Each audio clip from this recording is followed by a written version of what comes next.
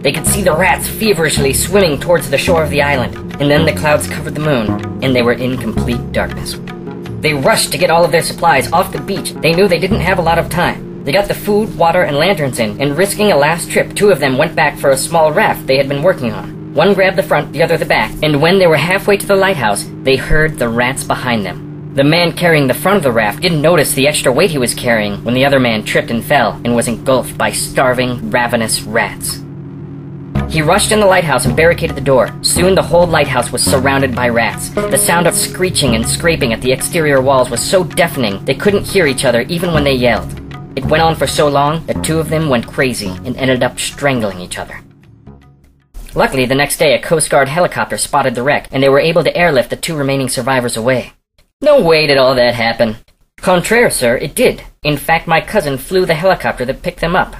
But the worst of it is the two survivors were so overwhelmed by the ordeal that one shot himself in the head, and the other was so stricken by nightmares of the event that he had to be committed to a mental institution.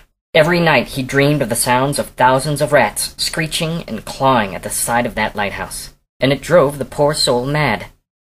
A moment of silence hangs over them, when all of a sudden Kyle jumps from the darkness behind Jill and grabs her, screaming. Jill jumps in fright to everyone's amusement but her own.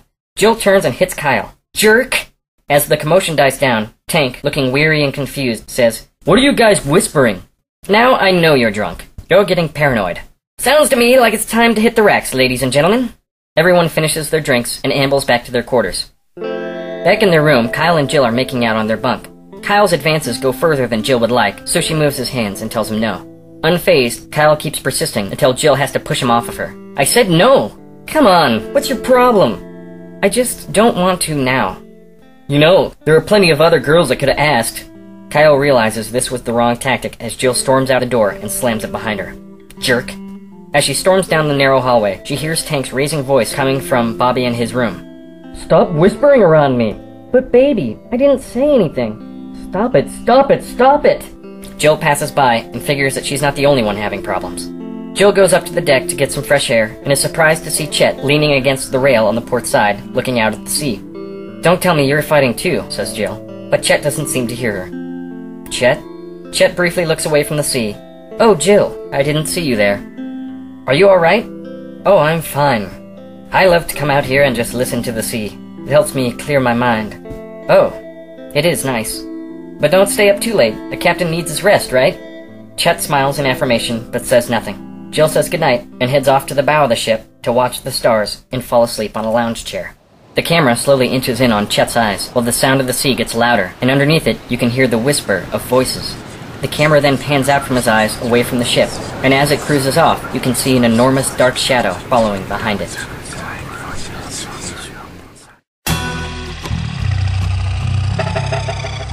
The next day on the boat has a strange energy about it. Jill notices that no one is talking much, and everyone seems isolated and spaced out. Jill is avoiding Kyle and suntanning on the deck with Bobby. After a while, Jill asks Bobby, "Look, Bobby, I don't mean to pry, but are you and Tank doing alright?" "Oh yeah, I thought he was sick, 'cause he was hearing voices, but it turns out he's fine." "Was he just drunk?"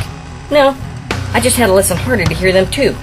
Jill, a bit weirded out, decides to go to her room to catch up on some sleep, as she didn't sleep well on the deck chairs. Luckily, Kyle isn't in the room when she gets there. After a few hours of sleep, she awakes to hear voices whispering at the door, along with the faint sound of rats screeching and scratching. It spooks her for a second, and then she realizes it's Kyle and the others trying to scare her again.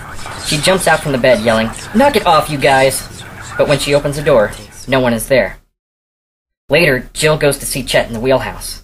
Chet is staring ahead of the boat while manning the helm. "Hey, Chet, I know this is a strange question, but you haven't been hearing any strange noises, have you?" "Not at all. Just the constant jabber of the sea. Is it possible that there's a gas leak on the ship?" "Not on this ship. What's troubling you?" "I thought I heard something today, and then Tank says he's hearing whispering, and then, yes, the intercom. My dad spilt his martini on the control panel, and sometimes the wire for the radio gets crossed with the intercom, and the inane maritime chatter will ensue." Chet picks up the intercom. "Attention all swabs. We will be reaching Bimini by sunrise, so if you don't already have one, get a drink in your hand, and let's celebrate. That's an order." Chet then switches the intercom over to some loud party music, while Kyle, Bobby, Veronica, and Tank appear on the deck and start cheering. "Thanks, Chet," says Jill, and gives him a peck on the cheek before heading out to the main deck. As Jill comes down the stairs, Kyle approaches her with a smile on his face and hands her a drink. "I'm sorry for being a jerk. I just want to be with you and to have fun." Jill looks down at her drink to see a flower floating in it. Kyle picks it up and puts it behind her ear. Jill smiles and they embrace. Then they join the rest of their friends on the deck who are cheering and drinking. Kyle then gives a knowing look to Chet in the wheelhouse. Chet raises his glass of champagne and then looks down to his instruments. The screen shows the boat heading directly away from Bimini, out to the middle of the Atlantic. The camera pans back to Chet as whispers are heard once again. As the camera gets closer to Chet's eye, one voice can be heard above the rest.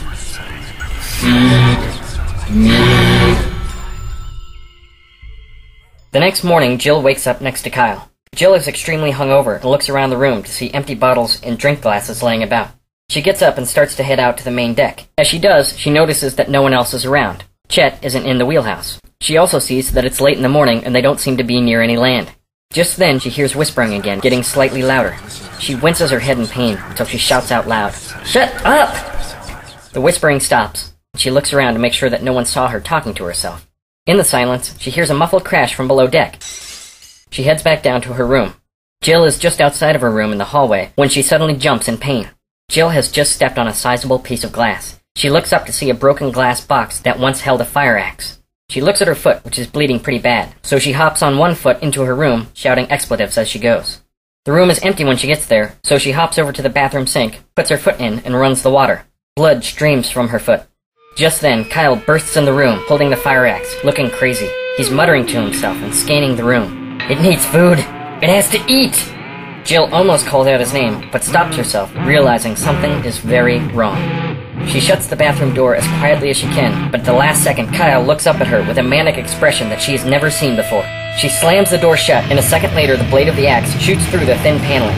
Jill screams as the axe pulls out and hits the door again, this time taking it off its hinges and flying into her.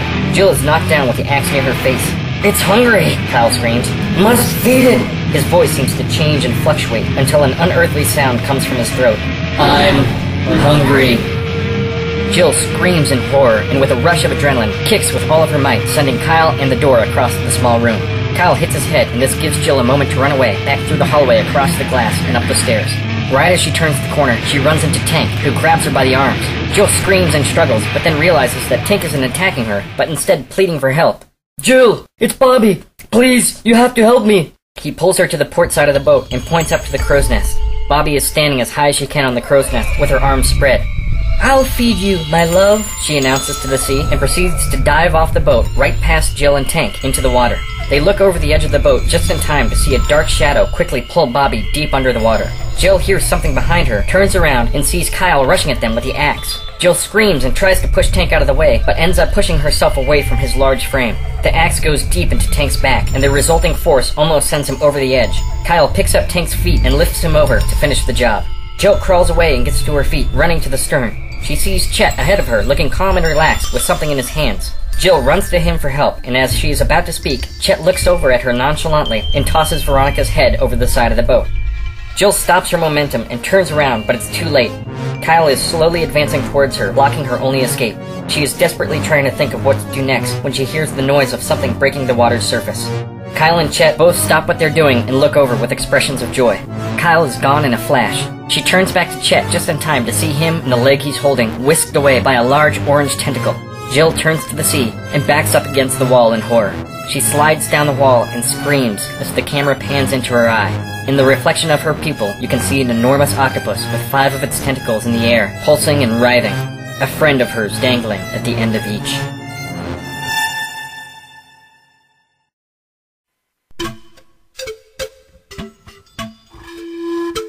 Douglas Jennings is in his lab conducting an experiment with an octopus. Doug sets up 3 different colored blocks on the edge of the octopus's tank. Immediately, the octopus picks up the red block, pulls it into the water, and from it pulls out a piece of crab meat. "Amazing," says Doug as he scribbles onto his clipboard. Doug's writing is interrupted by the octopus, who squirts the block back at him, hitting him in the head and leaving him soaked. Doug is wiping himself off when Jim Eggers, one of the research assistants, pops his head in the room and says urgently, "Doug, get in here. You have to see this." Doug looks up and rushes into the next room. All 5 of Doug's employees are crowded around the small television set. The TV blares as Jim turns it up. "This footage is from moments ago of Senator Fuller's daughter getting off the Coast Guard boat and being loaded into an ambulance." Over the commentary, Jill can be heard screaming,